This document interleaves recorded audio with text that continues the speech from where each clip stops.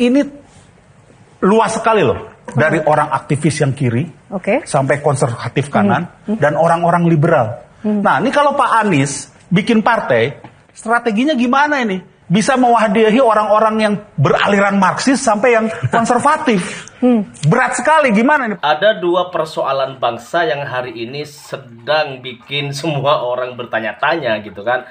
Pertama, persoalan yang membuat semua orang gitu pusing, tujuh keliling gitu. Kemudian ada yang kemudian satu persoalan lagi bikin masyarakat dan netizen tampak bahagia dan sumringah.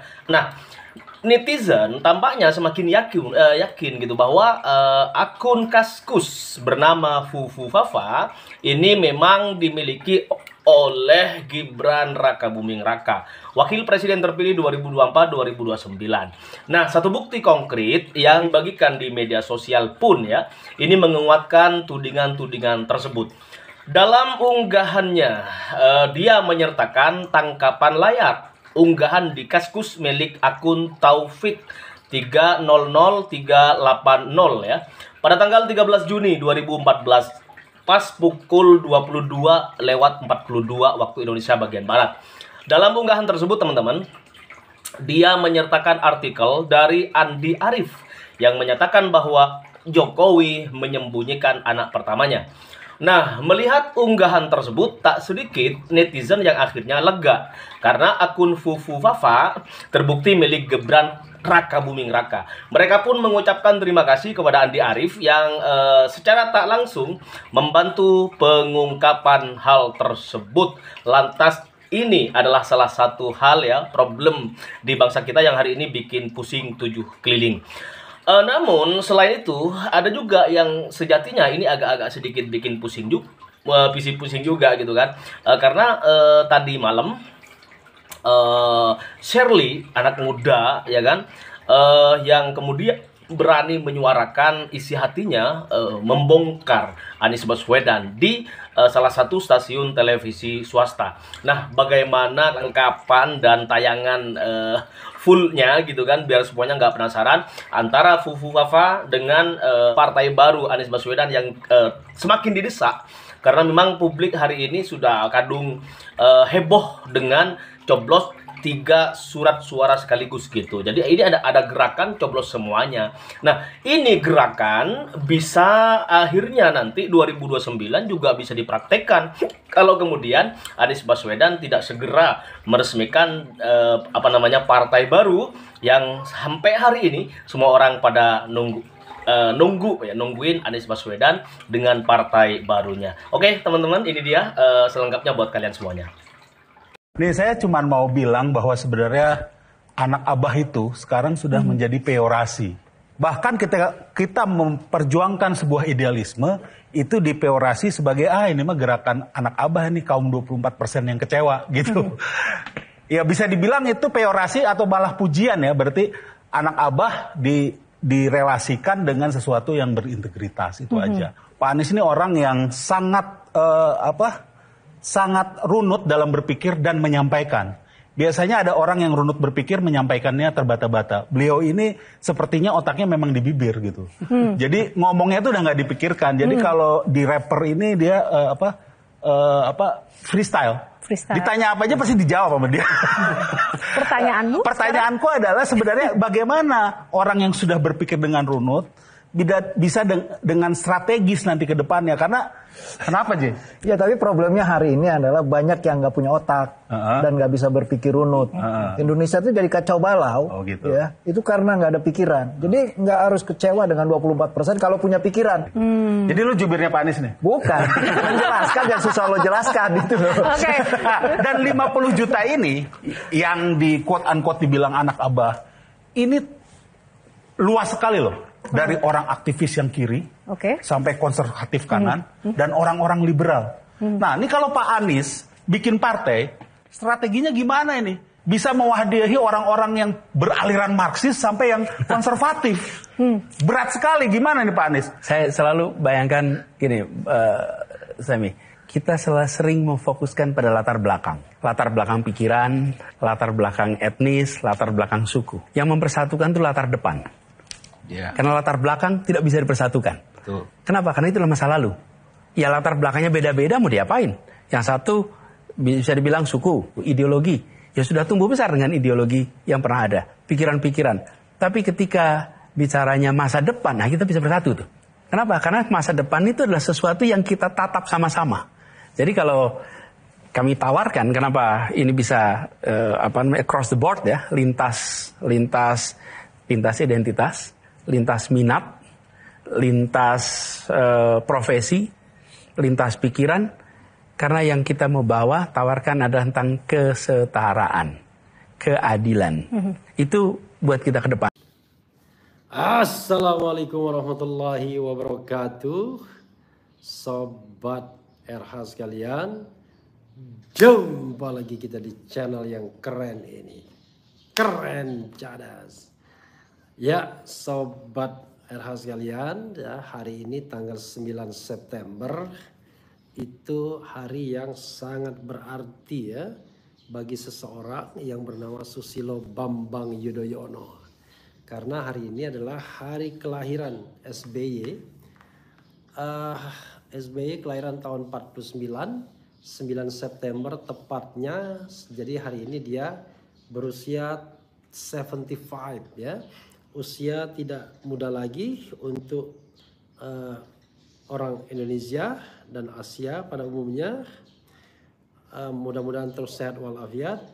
Tapi usia yang sangat matang untuk menjadi seorang negarawan ya. Oke, sobat era sekalian, ini ada lagi kehebohan yang dibuat akun Fufu Fafa ya. Tetapi memang ini cuitan lama yang di-spill orang ya, jejak digital itu tidak bisa berbohong dan orang kemudian mengungkapkannya lagi ya. Dan ini adalah hinaan terhadap SBY ya, isinya begitu. Jadi Fufu Fafa ya. Oke, coba kita bacakan ya. Makin runyam, akun Fufu Fafa hina keluarga SBY ya. Kita akan lihat ya. Coba kita bacakan komentar. Kita bacakan ininya ya, dan ini sudah kelihatan ya. Oke, kita bacakan ya. Baru kenyang aja makan pempek. Oke, pikiran rakyat, akun Fufu Fafa hina keluarga SBY, sebut AHY anak ingusan. Oke, yang ngeri-ngeri sedap ya. Pikiran rakyat. Beredar tangkapan layar komentar-komentar akun Fufu Fafa yang diduga milik Gibran Rakabuming dengan kalimat-kalimat tajam. Kali ini akun tersebut kedapatan menghina keluarga Susilo Bambang Yudhoyono. SBY salah satunya mengkritik sosok Agus Harimurti Yudhoyono dalam kurung AHY. Kali ini akun tersebut kedapatan menghina keluarga Susilo Bambang Yudhoyono. Dalam tangkapan layar itu akun Fufu Fafa menyebut jika AHY hanyalah anak ingusan. Dalam artikel pesan Ani Yudhoyono kepada anak sulungnya, anak ingusan ditampol 500M. Tulis akun tersebut. Kemudian akun itu juga mengomentari AHY yang memilih mendukung Prabowo Subianto dan Sandiaga Uno di Pilpres 2009 silam. Semoga Mas AHY dapat tempat ya di dalam kardus, tulisnya. Tak sampai di situ, akun Kaskus diduga milik kakak kandung Kaisang Pangarep itu juga mempertanyakan prestasi AHY. Prestasinya apa? Tolonglah jawab, tulisnya pada 11 Januari 2018 dalam artikel yang menyebut AHY sebagai penantang terkuat Jokowi Prabowo. 11 Januari bertemu. Kisah cinta ini. Milikku. Oke, coba kita teruskan ya pembacaannya. Kemudian lalu akun Fufu Fafa juga menyebut jika AHY merupakan anak mama papa saat SBY mengajak sang anak naik kereta api jelang pilkada 2018. Kalau pilkada sih 2016 2017 ya, mungkin maksudnya itu. Tak cuma itu, akun tersebut itu menjelang Pilpres mungkin ya. Tak cuma itu, akun tersebut kedapatan mengomentari sosok adik kandung AHY, Edi Baskoro Yudhoyono alias Ibas. Ia menyebut Ibas sosok yang bodoh dalam artikel yang membahas soal sarang mafia migas yang disebut dilindungi oleh SBY dan berhasil disikat Jokowi. Dalam tangkapan layar ya, lainnya, akun Fufu Fafa juga mempertanyakan kapan Ibas dipanggil Komisi Pemberantasan Korupsi dan selalu bersembunyi di belakang SBY. Bas, nggak bosan sembunyi di belakang ketek bapak lo, tulisnya pada 21 Desember 2014. Siap-siap masuk penjara ya, tulisnya pada 23 Juli 2014. Wah, 23 Juli 2014. Kapan tuh anak dijemput KPK? Tulisnya pada 20 Desember 2014. Hingga artikel ini dimuat belum ada tanggapan dari Gibran usai namanya kembali diseret sebagai orang di balik akun Fufu Fafa serta SBY dan AHY yang namanya dihina dalam tulisan di Kaskus itu. Ya, sobat era sekalian, lagi-lagi Fufu Fafa ya. Ini akun luar biasa, tapi ada satu pertanyaan ya. Kalau misalnya Gibran itu mempermasalahkan pada tanggal 23 Juli 2014. Benar juga sih, karena 23 Juli 2014 itu sudah pemilihan ya. Kan pemilihannya sendiri pada tanggal 8 Juli kalau tidak salah ya. Kurang lebih lah, kira-kira Juli, 8 atau 9 Juli. Jadi wajar konteksnya pada waktu itu. Dan waktu itu ya tentu dia tim sukses dalam tanda kutip bapaknya ya.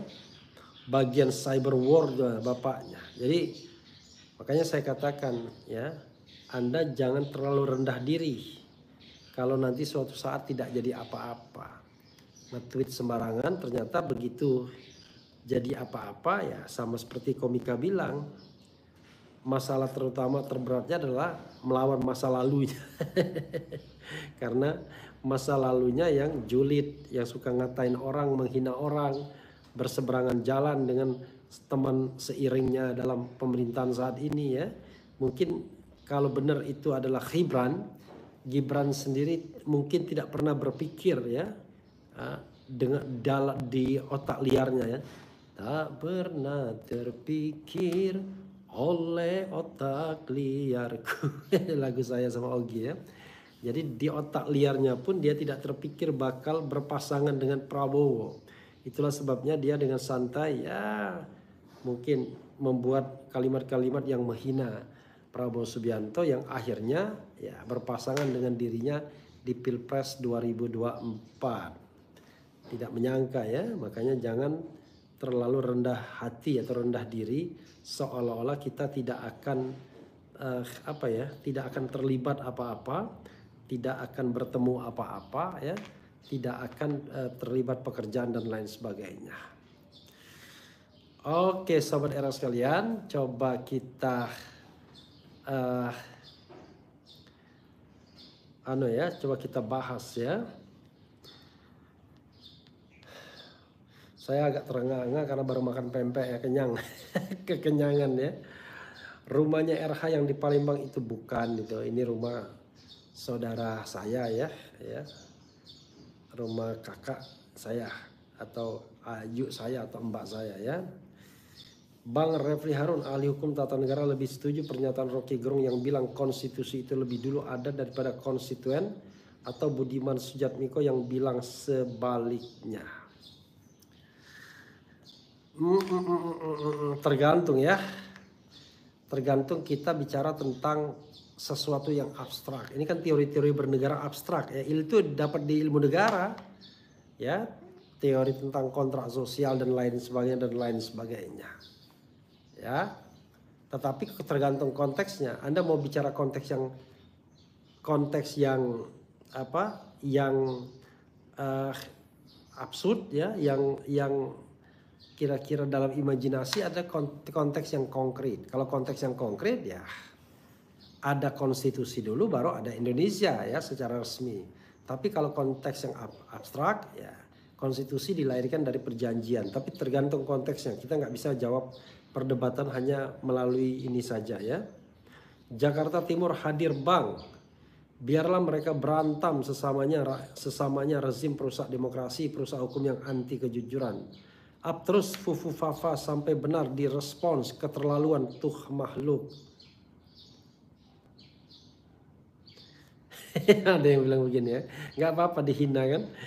Refli, kapan lu mendemo patung kuda lagi? Refli, jangan lupa ajak Tarwiyah di Dr. Tifa Stress itu ya. Refli mendemo patung kuda lagi ya. Nanti kalau saya bahasa, saya berharap begini.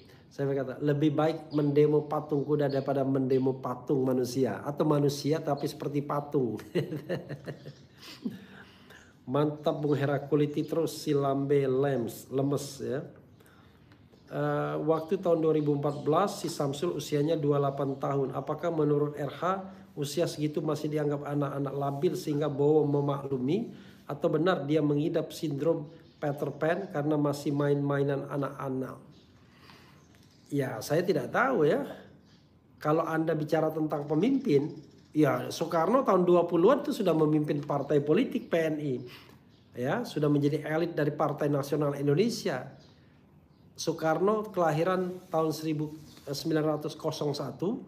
dan tahun 27 itu sudah ada pendirian Partai Nasional Indonesia.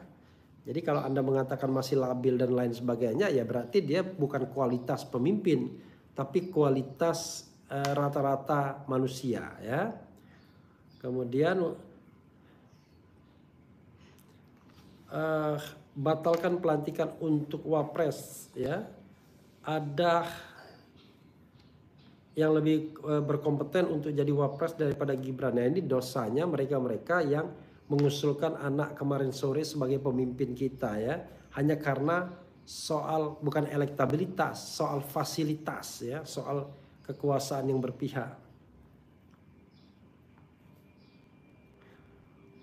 Kando Refli, kenal ke aku Wong Pelaju dan sekarang tinggal di Depok. Salam kenal yo. Ya, salam kenal juga ya.